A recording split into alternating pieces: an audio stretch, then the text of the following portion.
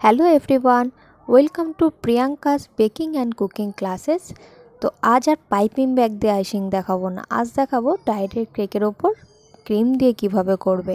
তো দেখো, প্রথমে ক্রিম দিয়ে এভাবে স্প্রেড করে নিয়ে এবার আমি নিচের দিকটা করছি।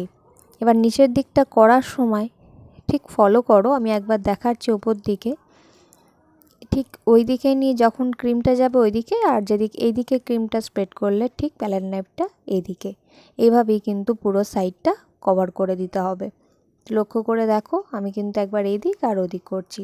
এবার দেওয়া হয়ে গেছে, এবার কিন্তু সমান করে নিতে হবে।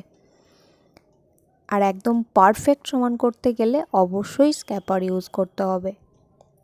এবার দেখো একদম এজটা কিভাবে আনবে, এরকম প্যালেট নাইফের একদিকটা ধরে ঠিক তোমার ডান দিকে যেন সব সময় হয়, তাহলে কি হয়, খুব ভালোভাবে করা যায়।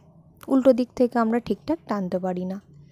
এবার এখানে আমি কম ইউজ করছি, যদি তোমরা কম ইউজ না করতে চাও নাও দিতে পারো, তবে কম ইউজ করলে বেশ দেখতে ভালো লাগে। এবার আমি এখানে দিয়ে দিলাম গানাশ।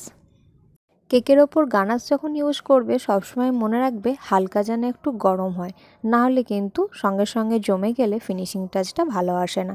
এরকম করার পর অবশ্যই একটু ট্যাপিং করে ফ্রিজে ভরে দাও।